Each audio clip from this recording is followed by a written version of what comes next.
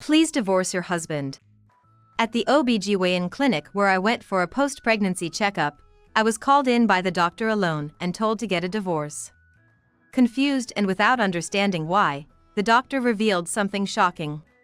Your husband's visit to this hospital wasn't his first. In fact, he has been here several times, and each time with a different pregnant woman. He had impregnated multiple women and then had them all get abortions. The doctor then shared even more astonishing news with me. Hearing those words, my anger towards my husband erupted. I couldn't believe he had been cheating on me and deceiving other women, getting them pregnant, and then forcing them to have abortions. I vowed to make my husband regret his actions and to seek revenge. I am Miranda, 31 years old. I work as a preschool teacher at a nearby daycare center. I met Henry during a mixer in college. Being shy, I had always found it difficult to talk to men, so much so that I didn't have any male friends, let alone a boyfriend. While everyone seemed to be getting into relationships in college, my friends worried about me since I didn't have any such rumors around me and invited me to the mixer. But I wasn't keen on large social gatherings and honestly didn't want to go. While I was thinking about leaving early, Henry sat next to me. Henry was outgoing and good at making conversation. He was the life of the party, and I was nervous when he spoke to me. However, talking to Henry was easy, and time flew by when we were together. Miranda, I'd like to get to know you better. Would you like to exchange contact information? Happy, I exchanged numbers with him. After several dates, our relationship naturally developed. And we got married 6 months later. I thought we would continue to have happy times after marriage, but that was not the case. It was a month and a half after we got married. When work ended, I noticed a message from Henry. He said he was bringing some colleagues home today and asked me to prepare dinner. There were only 2 hours left until Henry's return home. I didn't have enough groceries, and even if I rushed to shop and prepare, I honestly didn't have enough time. I hurried home to prepare the meal, but it wasn't ready in time, and Henry arrived with 3 colleagues while I was still cooking. What's the deal? Dinner's not ready yet. You're really slow, aren't you? Sorry. I rushed to prepare after work. Please, make yourselves comfortable until it's ready. Despite feeling upset by Henry's words, I hurried to prepare the meal. But Henry continued to belittle me afterward. My wife isn't great at household chores, and she's slow at work too, it's quite troublesome. But that's what you find cute about her, right? Well, yeah. I don't like women who are too proud and self-reliant, it's bothersome. But it's also frustrating when someone can't do anything right. I was infuriated by Henry's laughing remarks. If he had told me the day before, I could have prepared, but there's no way I could make it in time if he tells me right after work ends. I need to think about the menu and go shopping. I wish I could tell him to consider that I work too, but being timid, I couldn't say anything. Even after that, he kept praising and criticizing female colleagues, throwing around insensitive comments during the meal.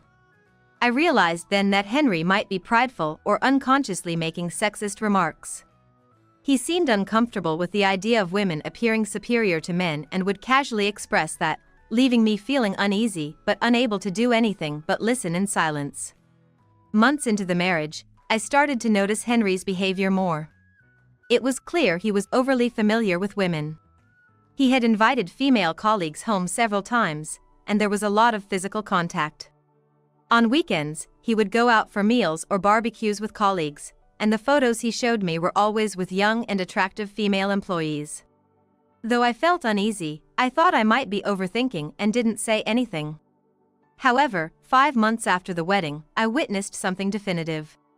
It was a day off, and Henry had said he was going out with friends, so I spent the day relaxing alone.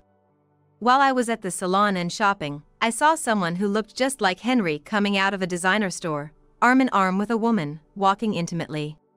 My heart sank at the sight. I didn't want to believe Henry was cheating, but I couldn't dismiss my suspicions after seeing that. I discreetly followed them and heard Henry and the woman's voices. Thanks for the bag today. It's nothing, just a little something.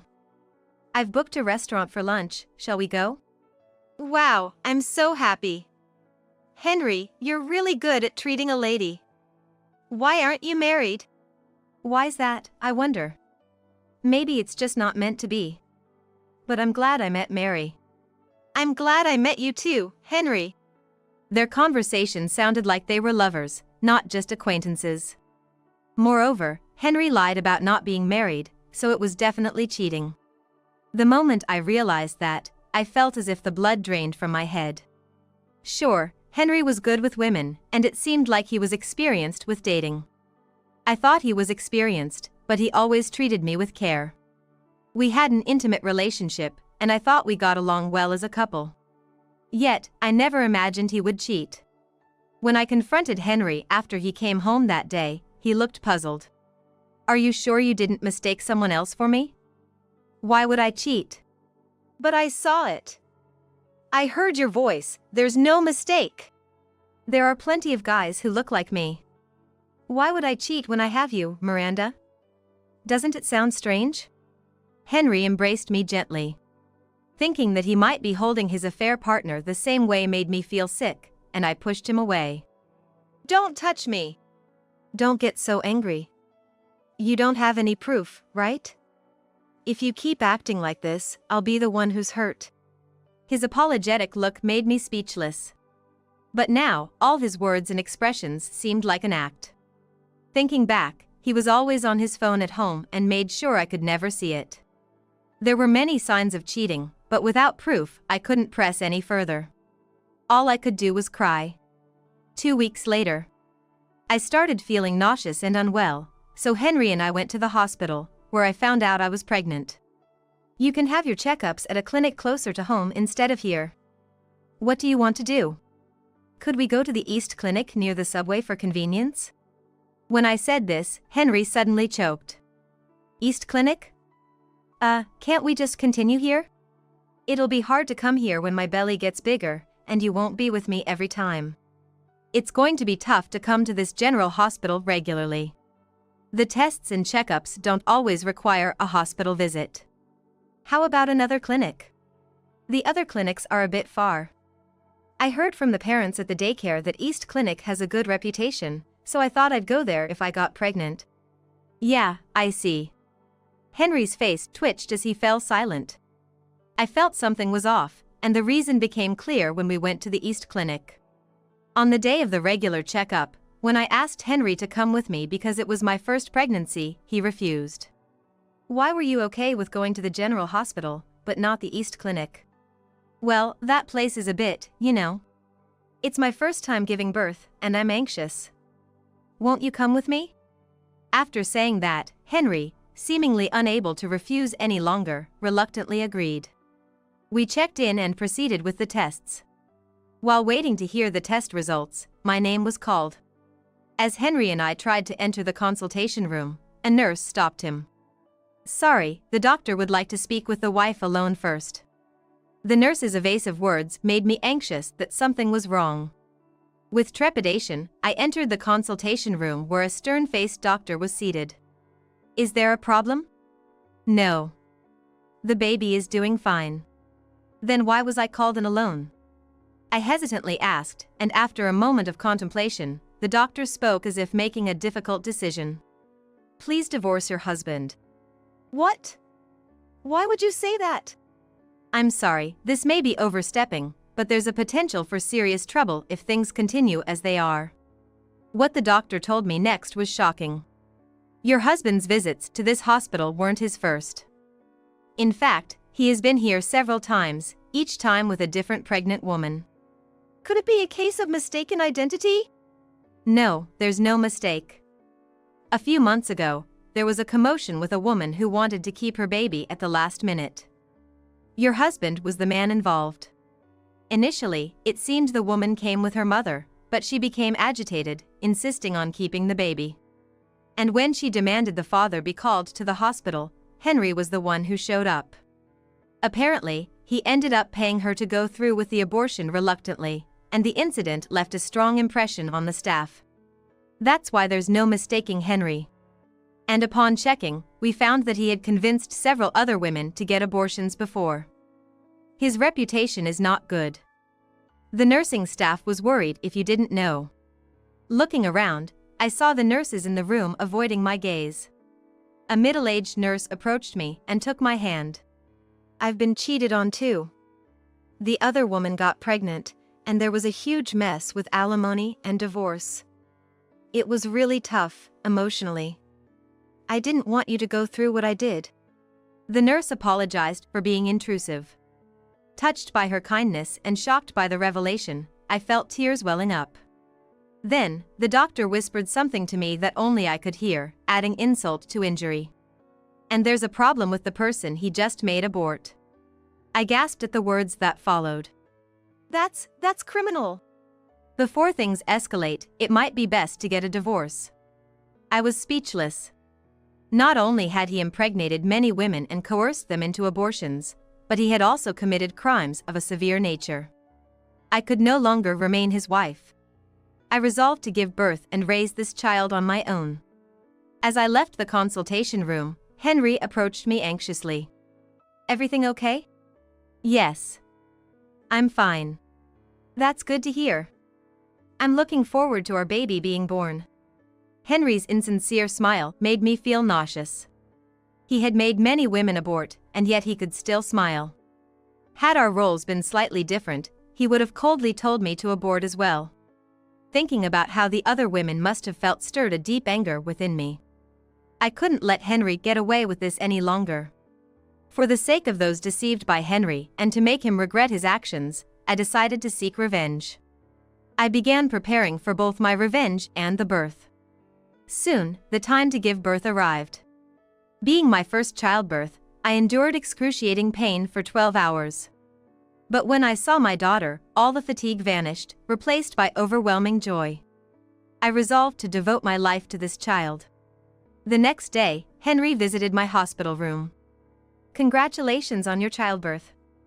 Sorry about yesterday, I just couldn't get away from work." I responded nonchalantly to Henry, who seemed apologetic. He probably thinks my curt attitude is because he missed the birth. He apologized repeatedly, but I didn't care about that. "So, where's the baby? I want to see her face." "I can't let you meet her." "What? Why would you say that?" Henry was confused as I handed him the divorce papers. "Divorce me." "What? Why all of a sudden? Are you suspecting me of cheating again? Or is it because I couldn't be there for the birth? Such a trivial thing." "Yes, I suspect you of cheating." With that, I pulled out some photos from my bag and showed them to Henry. They were all pictures of Henry walking intimately with different women. And that's more than one woman. "I had a detective agency investigate because I thought you were cheating." "You were seeing multiple people, weren't you?" "That's not true. These people are colleagues from work or acquaintances from my student days. I was just giving them advice. I'm not cheating. Why don't you trust me?" Henry yelled, slamming the table with force. "I feel bad for making you anxious and for my suggestive actions. But really, there's nothing going on. Believe me." I was appalled by Henry's laughing demeanor. He must have deceived people like this before. But I wasn't going to be fooled any longer. To prove I knew Henry's true nature, I took out my smartphone. "What are you doing?" Seeing me operate the phone, Henry looked suspicious. "I'm making a call. Just be quiet for a moment." After saying that, I dialed someone and quickly hung up. Seconds later, there was a knock on the hospital room door, and 4 women entered. "Henry, you were married? Why are all of you here?" "We got a call from your wife. We've all been deceived by you, Henry. You said we couldn't get married now because you don't have money. That's why you wanted me to get an abortion, right? I was told we'd get married once your job situation settled, but for now, it was impossible, so I should get an abortion. That was a lie, wasn't it?"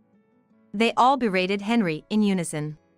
As I dug deeper, the affairs became clear. None of them knew Henry was married when they got involved with him. So, I contacted them and explained all about Henry's true nature.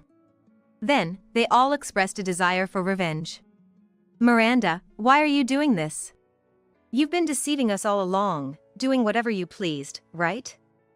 I got married and gave birth, but many had to give up on their pregnancies. Do you understand how painful that is? I realized how cruel the choice to abort is after becoming pregnant. It must have been excruciating to part with a child they were carrying. I can't forgive you for lying about marrying someday. Give me back my time. Yes. I even told my parents I was seeing someone I considered marrying. We wanted to get married and have children too. What are you going to do about us? Well. Henry, sweating profusely, shifted his eyes around. You can't say you're not cheating anymore, can you? At my words, Henry knelt down, crestfallen. Henry, I had no idea you were such a cheater. Don't contact me ever again. Goodbye. Wait, please. Henry watched the women leave the room with a sad look, seemingly still attached to his affairs. I sighed in disbelief at his expression, showing he still had feelings for his mistresses. I don't want to raise a child with someone who cheats. Sign the divorce papers now. Wait, you're leaving me too, Miranda? Didn't you say you loved me? I did love you, the person who didn't cheat. It couldn't be helped, I couldn't stop it. I got used to being pampered, and even when I made mistakes at work, everyone comforted and affirmed me. Is that why you kept cheating? I was exasperated by such a frivolous excuse. He had approached many women to boost his self-esteem, and not satisfied with just that, he impregnated them and then insisted on abortions. I've paid for the abortions and even gave them gifts, isn't that enough? Even though I cheated, my feelings of love were not a lie. Henry started to mumble excuses, claiming that cheating wasn't such a big deal. I sighed again at his justifications. Henry didn't just betray our feelings. I took a deep breath, determined to make him realize the gravity of his actions. It's not just about cheating, right? You've committed a crime, haven't you? A crime? I haven't done anything like that. It's not a crime to have an abortion, is it? That's right, if it was just about convincing someone to give up their baby, it wouldn't be a problem. But there's more to it than that. As I spoke, the hospital room door slowly opened and two women entered. Seeing them, Henry's face turned deathly pale as he stepped back. You know these two very well, don't you, Henry? Why are they here? The doctor here told me about her. Of course, it was confidential information, so I didn't ask for names or contact details. But when advised to get a divorce, they mentioned her situation to me. The two who entered were Sala Harada and her mother, Jolie. Henry, you got Sala pregnant too, and then tried to make her get an abortion. But Sala wanted to keep the baby and caused a big commotion at the clinic, right? That's. Because of that commotion, everyone came to know about you. Sala was wearing the uniform of a high school in the city. It seems she was 16 years old at the beginning of the pregnancy.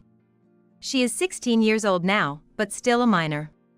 The doctor advised that since engaging with a minor is illegal, it would be best to get a divorce before the situation escalated. Why would you say that? I told you to keep quiet with money. Henry yelled loudly at Sala. Sala, appearing meek, shuddered and hunched her shoulders. Both Sala and her mother Jolie, also seeming gentle, were probably threatened by Henry to keep silent about the pregnancy and felt unable to resist. Sala's family was struggling financially as they were a single-mother household. After receiving money, they felt even more silenced. Sala was advised that it would be better for her future to have an abortion, and she reluctantly gave up on giving birth. However, Jolie told me that Sala still worries about it and has been unable to attend school much. Because of Henry, Sala's life has been turned upside down. He's a failure as an adult for not taking responsibility after getting involved. Shut up. She came to me because I was just a little kind to her. It's not my fault. The moment you took action, you were at fault. Despite Henry's insistence that he was not at fault, it was clear that we were getting nowhere. So, I signaled to Jolie with my eyes. With trembling hands clenched tightly, she stood up and spoke out. We will sue you, Henry. You must fully pay for the harm you caused to Sala. What? Sue? What are you talking about? The act, the pregnancy, the abortion, it was all consensual, right? There's no way you can sue me. Yes, you can be sued. In New York, if you engage with a minor under 17, even with consent, it's against the law. Henry's actions, statutory rape, is a criminal offense, and the penalties may include imprisonment, fines, probation, or mandatory counseling. When this was explained, Henry's face went pale. No, wait. I didn't know that, and I paid money, right? Isn't that enough? How much will make you forgive me? Let's settle this. We're not settling. We've already consulted a lawyer. Please stay away from my daughter from now on. In Julie's arms, Sala was crying the entire time. Sometimes, I dream about the baby, crying and blaming me because I couldn't give birth to it. Seeing Sala cry so helplessly, I felt tears welling up in my own eyes. Yet, Henry was trying to solve everything with money, which was unforgivable. I will support Julie and Sala. The other women who were deceived by you said they would help too, so be prepared. All this is your fault. Pay for your crimes and reflect on your actions. And divorce me, don't have anything to do with me anymore. Henry began to prostrate himself, begging for forgiveness. I was wrong. Please forgive me. If I get divorced from Miranda, I'll be the laughingstock at my job. I was envied for having a beautiful and gentle wife. You married me just to boast about it? Of course. The other women were nice too, but they weren't as beautiful and couldn't cook well. Miranda was my ideal woman. Disgusted to my core, I shook off Henry's hand. Enough. Do you realize how many people you've hurt with your selfish actions? I don't want to have anything more to do with a scoundrel like you. Get out. Don't say that. We're married, aren't we? You're the only one for me. Stop lying. I'll get the divorce and also claim alimony and child support, so be prepared. Please don't leave me. I'll never agree to a divorce. Henry's shouting was cut short as he was escorted out of the hospital by a male nurse and a security guard. Julie and I immediately hired a lawyer. Henry was resistant to signing the divorce papers, but when threatened with court, he reluctantly agreed. We arranged for him to pay a lump sum for 20 years of alimony and child support, and the divorce was finalized. Julie and Sala also hired a lawyer and apparently sued Henry in both criminal and civil court. Henry was arrested for violating the New York laws and sentenced to 2 years in prison. The fact that he caused a pregnancy increased the severity of the punishment. I've heard that he's also being sued for damages to cover Sala's mental health care. Even after his release, Henry will be burdened with a significant amount of debt, leading to a challenging life ahead, but it's all the result of his own actions. Now, I live with my daughter, supported by my parents. Even with my knowledge as a preschool teacher, raising a child for the first time was challenging. But every time I look at my daughter, I feel a surge of determination to do anything for her. Strangely enough, I still keep in touch with Henry's other mistresses. Once a month, we meet for lunch. And our conversations have evolved from bashing Henry to discussing unrelated matters and new romances. Everyone is moving on from Henry and starting new lives. Julie occasionally joins these get-togethers, and I'm relieved to hear that Sala is now attending college and starting to enjoy a normal student life. They don't hold any grudges against me. Instead, they show concern for the challenges of being a single mother. I cannot forgive Henry for betraying these truly kind and wonderful women. However, it is also complicated by the fact that I am glad to have met these women. While our meeting wasn't under the best circumstances, I'm thankful for these lifelong friends. I'm committed to supporting them as they find happiness. And I'm determined to provide a good life for my daughter through my work, household duties, and parenting.